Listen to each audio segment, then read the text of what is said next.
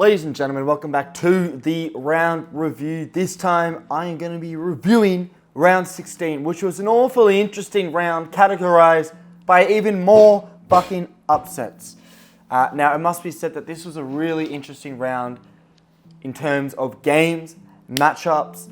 We had a lot of better teams playing away from home. So quite often the worst team was at home. So that always provides some interesting results when you're at home. Do you stand up more?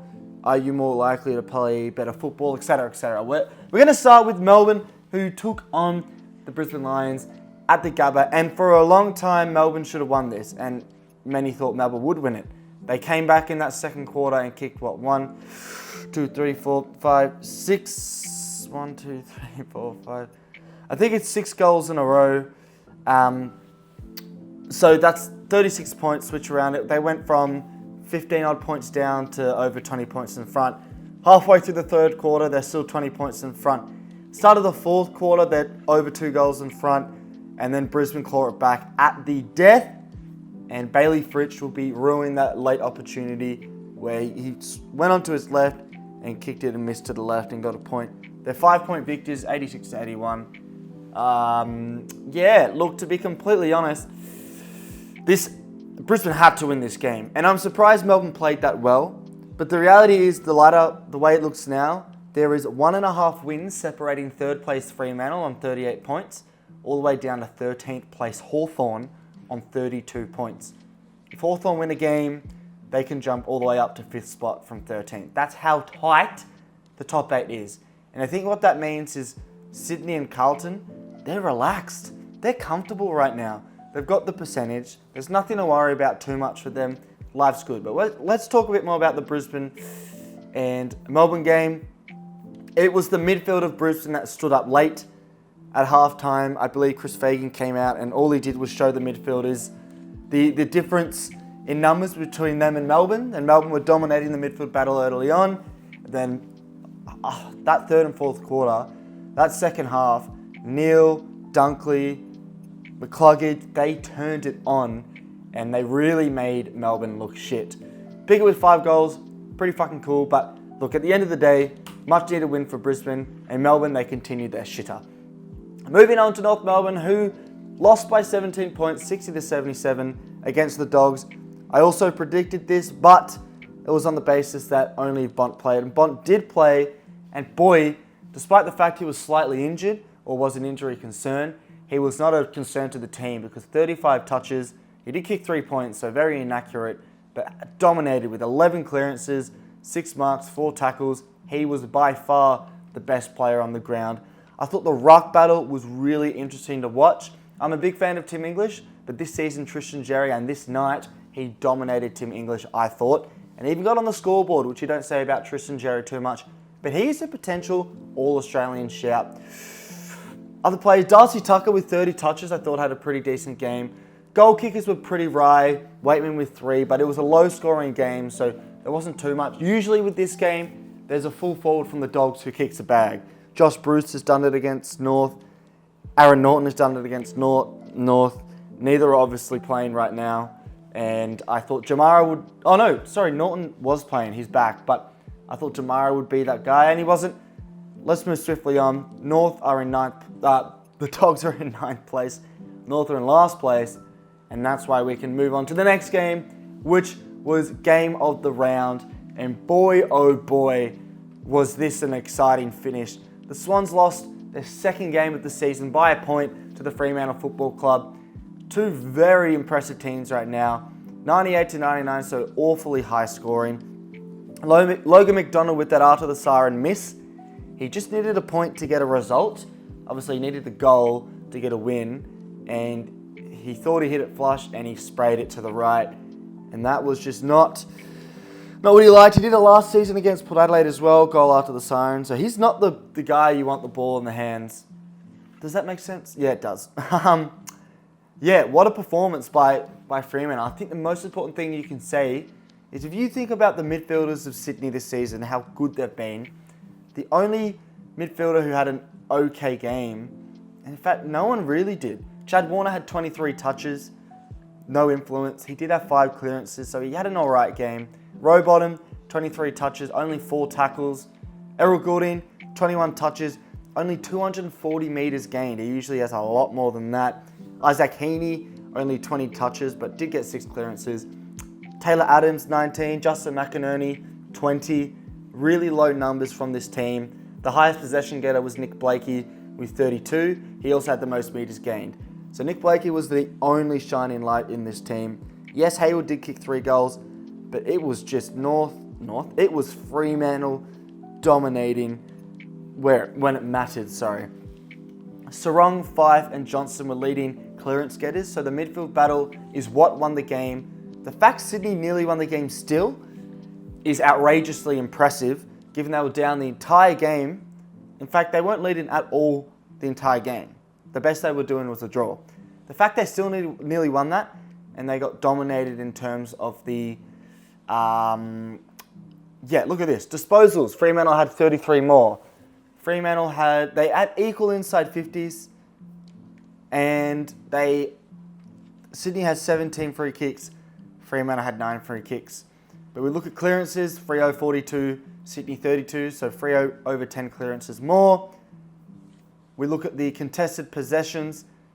Quite interestingly, Sydney won contested possessions by 5. So maybe it wasn't as obvious, but I thought watching it, maybe because I'm used to the Sydney midfielders winning everything, it was and looked like a Fremantle domination. Freo moved to 3rd place with a really impressive percentage of 111.3, sorry. Sydney, still top of the ladder. They can afford to lose 2 more. So if you're Sydney, learn from this. You need losses like this throughout the season, so you can use it as a learning curve. Let's move on to Gold Coast, who, got the job done against Collingwood, 101-90, and it was tight, but that late goal from, I think it was Ben Long, and then some more goals to Ben Ainsworth was the final nail in the coffin. The Collingwood Football Club nearly did what they do all the time. The last 3 seasons, they are the kings of this. They're down and out, but they make a comeback and they narrowly win a game. And once Kruger kicked that goal with 5 minutes left, I thought that's absolutely it. Gold Coast can't win from here. And they still did. And to be honest, they probably deserved the win. It was a battle of midfields, I thought. It was the Dacos, the De Goeys taking on the Andersons, the Flanders, the Millers, the Rows.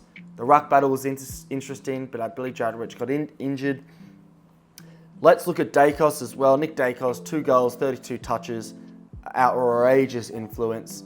Noah Anderson, 39 touches, outrageous influences, 6 clearances as well. Jack Crisp had a decent game too. Sam Flanders continues. He's hitting the scoreboard a bit more now, so he's impressive. It was a much needed win for Gold Coast, and to be honest, when they're at home, they're always a pretty safe bet. But I'm super surprised they got the job done against a Collingwood team who, yes, they are missing numbers still, but I thought they fielded a pretty strong team. Collingwood dropped down to 6th place, Gold Coast in 11th. The only thing splitting the 2 teams is a win, both on pretty similar percentages. And to be completely honest with you, this is something I predicted. I said Gold Coast would win, and I'm happy they won. They just need to win away from home to make finals though, so it doesn't really matter much in hindsight. Adelaide took on the Giants next, 94-78. They won by 16 points, the Crows. This was a boring game. Once the second half hit, Adelaide were winning this, and it was pretty shocking from the Giants. Lockie Whitfield was easily BOG. He had a great game. Isaac Rankin was BOG, but Lockie Whitfield had a phenomenal game as well. Callum Ward, how old's this guy? And he's still doing it for the Giants. The Giants slip out the 8 for the first time in a while. They are in 10th place, equal on points with the Dogs in 9th and Hawthorn in 13th. They're one of those 5 teams on 32 points. And conversely, you look at the Crows, who are just on 22 points. They're just suffering in 14th place. Pretty boring game. Not much to say from it, really. Some interesting decisions. And let's move on to a game that was really changed by an umpiring decision as well. The Essendon Football Club scored 60 points, and they lost by 45 to Geelong's 105 points. The turning point was the free kick against Draper, and then later on it was a free kick that gave Geelong a goal all in the space of a minute or so. If you look at the game in isolation, it was a game of two halves for me. I thought Essendon were by far the better team in the first half, and that second half, Geelong put them to the sword. Geelong have won 18 of the last 21 against Essendon by an average margin of like 45 points or something. Or 54 points.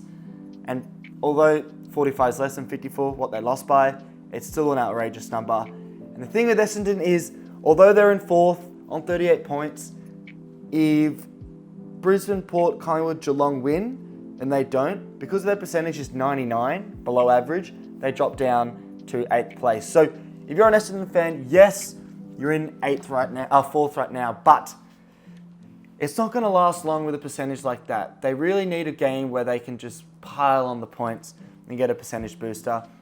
I'm running out of time here.